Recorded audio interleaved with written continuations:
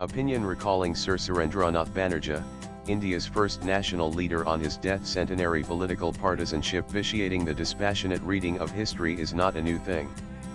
Philosopher David Hume's The History of England in 6 volumes, particularly its first volume on the House of Tudors, had to suffer the ire of the Whigs who controlled state apparatus in Britain in the mid-18th century. Nonetheless, it implied that the critics had chosen to actually read Hume's fat volume dealing with events that were already 2 centuries older. In contemporary India, we find ignorance and confusion about events that are a century to 2 centuries old. This is possibly because it was the colonial era. However, grasping that period is vital, if we were to understand the institutional underpinnings of our republic. We often boast about, and for good reasons, India's social and cultural continuity, across the ages. However, we overlook political discontinuity due to disruptions in history. The 2 prominent markers are establishment of Delhi Sultanate 1206 and the Regulating Act, 1773. The political institutions of medieval India did not evolve from those of ancient India, and similarly the political institutions of modern India did not emerge from those of medieval India. However, the political institutions and legal system of independent India could easily be traced to colonial India. Even the Constitution of India 1949 derived many of its provisions from the Government of India Act, 1935. The biggest changeover that marked British rule was the establishment of an impersonal government. This distinguished it from the personal rule in Indian princely states, whether they were Hindus, Muslims, or Sikhs. Though the duopoly of Secretary of State based in England and Governor-General based in India remained a constant feature between 1858 and 1947, the enlargement of Legislative Council, later bicameralism of Legislative Assembly and Council of States, and elections etc. meant that there was planned progression, whereas more power was delegated to the Indians. This was a result of a sustained campaign built by Indian leaders, which kept the pressure on the government. We interpret the freedom movement as a struggle to get rid of British rule. This was the position of revolutionaries, who left the future ruling mechanism of India undefined. The Indian National Congress adopted this get rid of British stance only in 1929 in the form of Purna Swaraj resolution at the Lahore session. It is another thing that they re-entered participatory politics in 1934, and continued to play the game according to the rules of the game until India obtained independence in 1947. The only exception was Quit India 1942, that was provoked by apprehension of Japanese attack on India. The resignation of the Congress ministries in 8 provinces in 1939 did not make a material difference. The early leaders of the Congress had a different take on India's political emancipation. They aimed for self-rule, later called Swaraj, still later Home Rule, through attainment of representative government. Their method was political reforms, also called constitutional reforms, whereby more Indians were incorporated into the Governor-General's Legislative Council and provincial councils. Its impact would have been to gradually acquire more power over political decisions. This method had a twofold advantage: of making the British rulers more accountable and responsive, b developing a politically mature public opinion in the country. However, public outreach was as important as marshalling facts and figures to argue against and persuade the rulers. It was here that Surendranath Banerjea 1848-1925, whose death centenary falls on August 6, played the foremost part. He might aptly be called India's first national leader. He was the first political leader to take advantage of the growing railway network to reach out to different parts of India. His real USP was his oratorical skill, at a time when public meetings were becoming popular events. He was fittingly described as the trumpet orator of India. There is a notion that the Indian National Congress Est. 1885 was founded by a foreigner, viz. Alan Octavian Hume, the British civil servant and ornithologist. This fact is often invoked by its detractors to claim that the Congress could never be patriotic. The truth is, the Indian National Congress, which until 1907 was an annual event rather than any organization, was a natural culmination of various local associations founded in different parts of India, viz. British Indian Association Calcutta, Bombay Association Bombay, Sarvahanik Sabha Pune, Mahajan Sabha Madras, Sindh Sabha Karachi and Indian Association Calcutta etc. As the advent and growth of the railways resolved the problem of mobility, it became easier for them to converge on a national platform.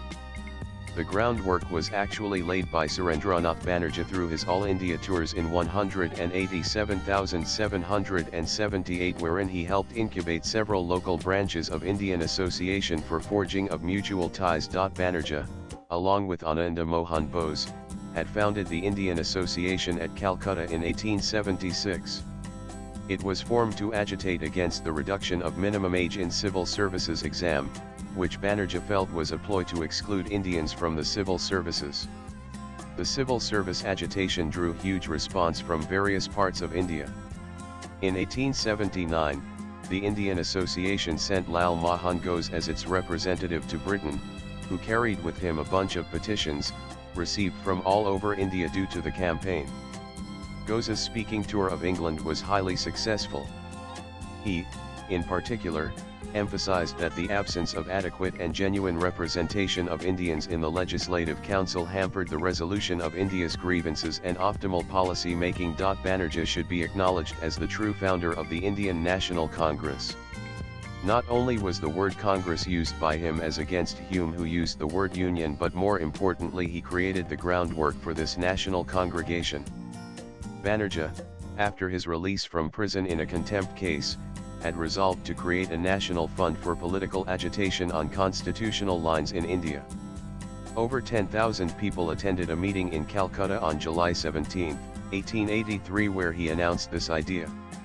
The Ilbert Bill controversy in 1883, wherein the British community in India opposed a progressive piece of legislation, mobilized the Indian opinion. Banerjea organized the first national conference in Calcutta during December 28-30, 1883.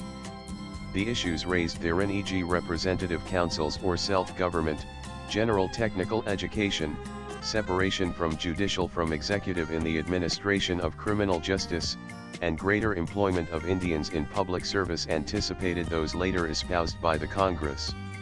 2 years later, the Second National Conference was held at Calcutta during December 25-27, 1885. It drew delegates from Meerut, Banaras, Allahabad, and Bombay in addition to Bengal. This, however, prevented him from attending the first session of the Indian National Congress at Bombay held during the same week. Banerjea's notes for the First National Conference 1883 were used in the preparatory meeting of the Congress that had taken place at Madras. However, thereafter, Banerjea attended all sessions of the Congress. In 1890, Banerjea toured Britain as part of the 5-member delegation for Congress overseas outreach activity, everybody at his own cost. It was during this tour he clinched the Oxford Union debate on May 22, 1890, long before Shashi Tharoor in 2015. Defeating Lord Hugh Cecil on the motion that this House views with regret the non-recognition of the elective principles in Indian Council Bill now before Parliament. His speaking tour of England was highly successful. He advocated that the members of legislative councils should be chosen through election rather than nomination. On returning to India, his felicitation ceremony at Framji Kausji Institute at Bombay on July 6, 1890 was mobbed, leading to a minor stampede. The enactment of Indian Councils Act, 1892 made the legislative and provincial councils more representative besides giving members more right. In 1895, Banerjea was chosen as the president of the Congress held at Pune. His presidential address lasted for more than 4 hours, during which he spoke without referring to any written note. He was again nominated as the president at the Ahmedabad session in 1902. In 1905, he played a leading role in organizing a protest against partition of Bengal by Lord Curzon. He initiated the Swadeshi vow of using only ingeniously produced goods. He was one of the founders of Bangalaxmi cotton mill at Serampuri Hooghly district, which became an arm of Swadeshi production. One of the memorable contributions of Banerjea was his memoirs, viz. A Nation in Making, being reminiscence of 50 years in public life 1921. It is a must-read for anybody wanting to understand the shaping of modern India and the beginning of the freedom movement in this country. While dedicating the book to the memory of the founders and early builders of the Indian National Congress, the author was apprehensive that the present generation was at a risk to forget their achievements. If that was the situation 100 years ago, when Gandhi reigned supreme, the predicament today can be well understood. Banerjea belonged to the moderate group inside the Congress. However, unlike other moderate leaders like Dadabhai Naoroji, Feroza Shah Mehta, and Gopal Krishna Gokhale etc., he espoused blazing patriotism. He attributes excellence in oratory to patriotism. Let no one aspire to be an orator, says Banerjea, who does not love his country, love her indeed with a true and soul-absorbing love.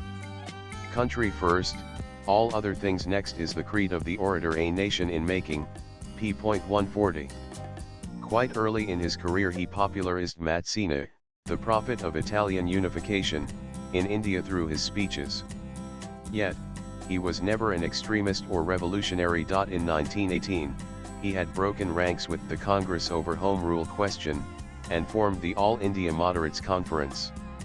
In his presidential address in Bombay on November 1, 1918, he explained his support to moderate principles as against revolution. We have witnessed nameless horrors of revolutions in France, in Russia, and in other countries. How too often they have followed by reaction and repression and enthronement of despotic authority. In describing the freedom movement, we tend to emphasize freedom from British clutches alone, but take the establishment of parliamentary democracy in independent India for granted. Banerjea cautioned us that veering from the path of constitutionalism could also lead India to a slippery path of authoritarianism. Swipe left for next video. Surendranath Banerjea's elucidation of the constitutional basis of India's freedom struggle explains how India not only became free but became a parliamentary democracy. The writer is author of the book The Microphone Men: How Orators Created a Modern India 2019 and an independent researcher based in New Delhi. The views herein are his personal. Latest blogs.